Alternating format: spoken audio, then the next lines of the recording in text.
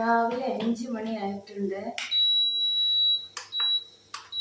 അപ്പോൾ നമ്മളിന്ന് രാവിലെ ഇടിയപ്പമാണ് ബ്രേക്ക്ഫാസ്റ്റിന് ഉണ്ടാക്കാൻ പോകുന്നത്. അതിന് വേണ്ടിയിട്ട് നമ്മൾ കുറച്ച് വെള്ളം ചൂടാക്കാനായിട്ട് തിളപ്പിക്കാനായിട്ട് വെച്ചിട്ടുണ്ട്. അപ്പോൾ ഇന്ന് ഇടിയപ്പത്തിൻ്റെ റെസിപ്പിയാണ് നമ്മൾ ചെയ്യാൻ പോകുന്നത്. നല്ല സോഫ്റ്റായിട്ടുള്ള ഇടിയപ്പം. ഇത് ഇന്നലെ ഞാൻ പൊടിച്ച് വറുത്ത് വെച്ച മാവാണ്. ഇതിൽ ചെറിയ കട്ടകളൊക്കെ ഉണ്ട്. ഇത് നമുക്ക് മിക്സിയുടെ ഒരു ജാറിലിട്ട് ആദ്യം ഒന്ന് പൊടിച്ചെടുക്കണം. പൊടിച്ച് ഈ കട്ടകളൊക്കെ ഒന്ന് മാറ്റിയെടുക്കണം. നമുക്ക് ആദ്യം അത് ചെയ്യാം. മിക്സിയുടെ ഒരു വലിയ ജാറ് തന്നെ എടുത്തിട്ടുണ്ട്.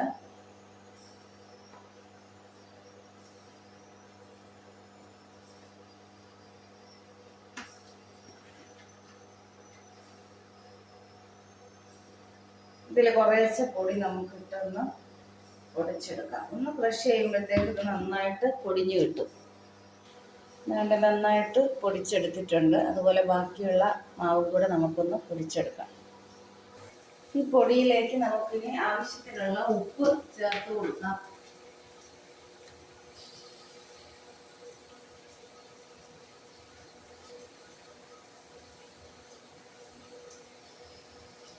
ഉപ്പ് ചേർത്ത് കൊടുത്തിട്ടുണ്ട്.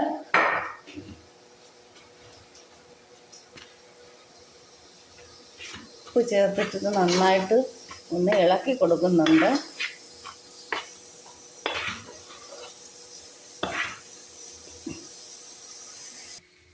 ഇനി നമ്മൾ ഈ മാവിലേക്ക് കുറച്ച് നെയ്യാണ് ചേർത്ത് കൊടുക്കാൻ പോകുന്നത്.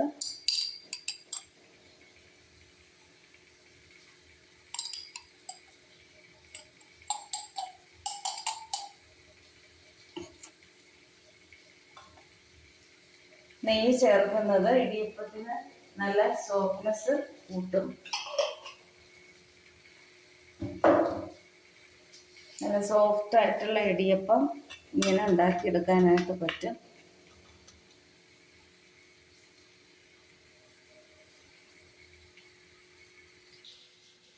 നന്നായിട്ട് ഇളക്കിയതിന് ശേഷം നമുക്ക് കുറേശ്ശെ വെള്ളം ഒഴിച്ച് ഈ പൊടിയൊന്ന് കുഴച്ചെടുക്കാം.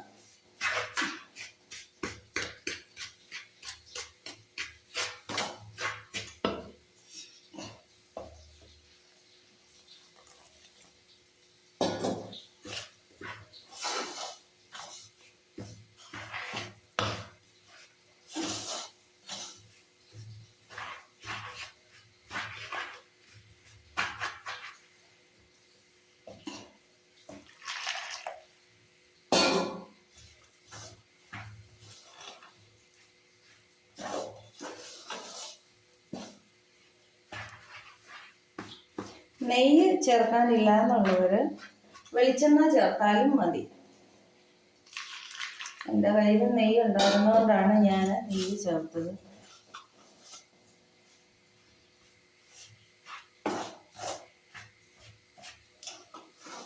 വെള്ളത്തിന് പകരം തേങ്ങാപ്പാലാണെങ്കിലും നല്ല ടേസ്റ്റ് ആയിരിക്കും. നമ്മൾ ഏകദേശം ഒന്ന് കുഴച്ചെടുത്തിട്ടുണ്ട്. ഇനി ഇതിൻ്റെ ചൂട് മാറിയതിന് ശേഷം നമുക്ക് കൈ കൊണ്ട് നന്നായിട്ട് കുഴച്ചെടുക്കാം. ഇങ്ങനെ ഇരുന്നതിൻ്റെ ചൂട് ലേശം ഒന്ന് മാറും. ഒരുപാട് ചൂട് മാറണ്ട. ചൂട് മാറുന്നതനുസരിച്ച് ഇത് നമുക്ക് എടുക്കാനായിട്ട് ഇടിയപ്പം പീച്ചെടുക്കാനായിട്ട് കുറച്ച് പ്രയാസം വരും. മാവ് മുറുകുന്നതനുസരിച്ച്. ചൂടൊക്കെ മാറിയിട്ടുണ്ട്. കൈകൊണ്ട് തന്നെ ഒന്ന് കുഴച്ചെടുക്കാം.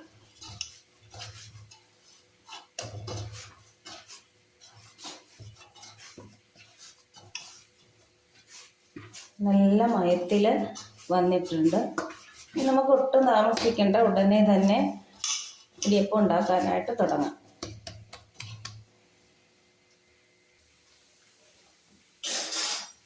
ഇടിയപ്പം പാത്രത്തിൻ്റെ തട്ടിലേക്ക് തേങ്ങ ഇട്ട് കൊടുക്കാം.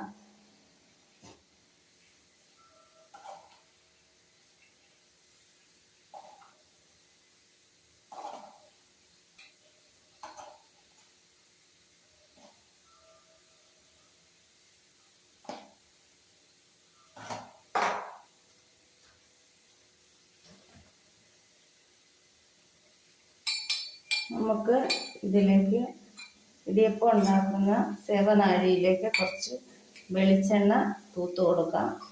ഇതിൽ പിടിച്ചിരിക്കാതിരിക്കാൻ വേണ്ടിയാണ് ഇങ്ങനെ ചെയ്യുന്നത്. ഇത് ചെയ്തില്ലെങ്കിലും കുഴപ്പമൊന്നുമില്ല. ഞാൻ മുമ്പൊന്നും ചെയ്യാറില്ലായിരുന്നു, ഇടയ്ക്കാണ് ചെയ്യാൻ തുടങ്ങിയത്.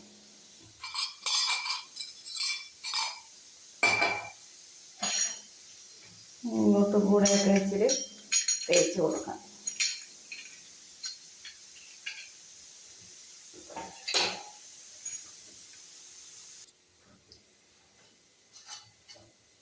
ഇനി നമ്മൾ കുറേശ്ശെ മാവ് ഉരുളകളാക്കി തന്നെ ഇതിലേക്ക് ഇട്ട് കൊടുക്കാം.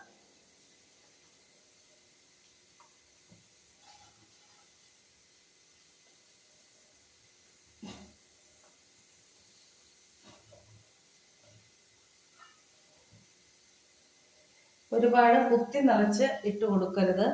ഈ ഒരു പാകത്തിന് വേണം ഇട്ട് കൊടുക്കാൻ.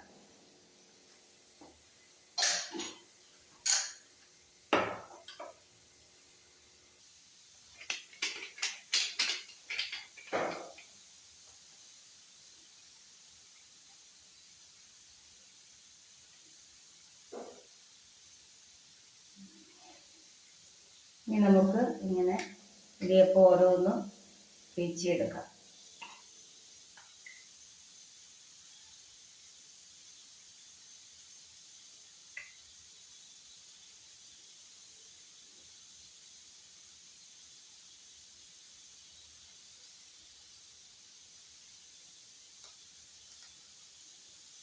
പീച്ചുമ്പോൾ ഇങ്ങനെ കറക്കി വേണം പീച്ചിയെടുക്കാൻ.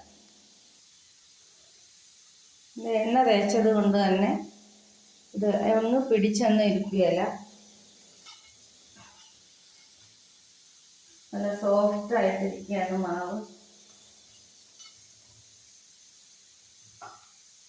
ഇങ്ങനെ നമുക്ക് ബാക്കിയെല്ലാം ആക്കി എടുക്കാം.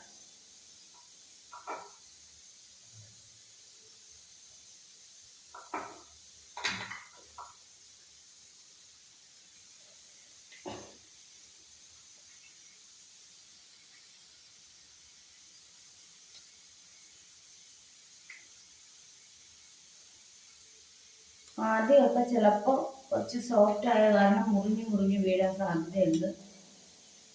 കുറച്ച് കഴിയുമ്പോൾ മാവ് ഒന്ന് തണുത്ത് കഴിയുമ്പോൾ ഒന്ന് മുറുകും. അപ്പോൾ ശരിയായിക്കോളും.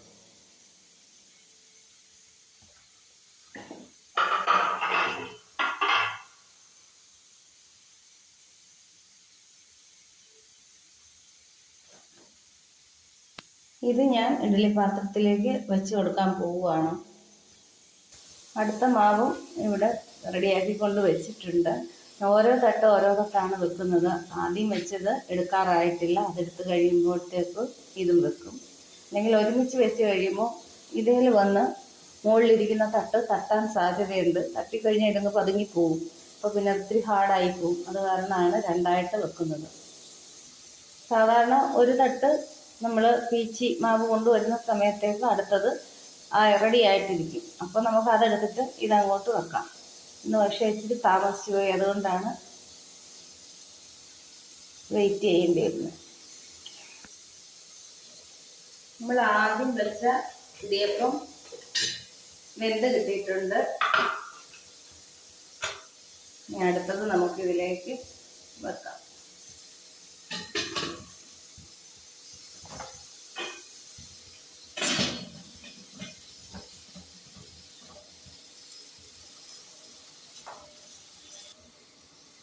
നല്ല സോഫ്റ്റ് ആയിട്ടുള്ള ആവി പറക്കുന്ന ഇടിയപ്പം റെഡിയായി കിട്ടിയിട്ടുണ്ട്.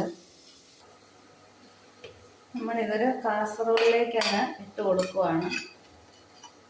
അധികം തണുക്കാനായിട്ട് വെക്കേണ്ട കാര്യമില്ല. ചൂടോടെ വേണമെങ്കിൽ ഇങ്ങനെ തട്ടുമ്പോൾ ഇതിങ്ങി പോകുന്നുള്ളൂ. ഇതിൻ്റെ അടിയിൽ തേങ്ങ ഇട്ടിട്ടുണ്ടല്ലോ, അതൊന്നും പിടിച്ചിരിക്കുകയൊന്നുമില്ല. നമ്മൾ ഇടിയപ്പം എല്ലാം ഇവിടെ ഉണ്ടാക്കി കഴിഞ്ഞിട്ടുണ്ട്. അപ്പോൾ ഇനി ഇടിയപ്പം ഉണ്ടാക്കുമ്പോൾ ഇങ്ങനെ ചെയ്തിട്ടില്ലാത്തവർ ഈ രീതിയിലൊന്ന് ഉണ്ടാക്കി നോക്കണം.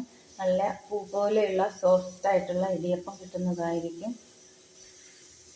ഈ വീഡിയോ കണ്ടിട്ട് ഇഷ്ടപ്പെട്ടെങ്കിൽ ലൈക്ക് ചെയ്യണം, ഷെയർ ചെയ്യണം, കമൻറ്റ് ചെയ്യണം. അടുത്ത നല്ല ഒരു വീഡിയോയുമായി ഉടനെ വരുന്നതായിരിക്കും. Thank you.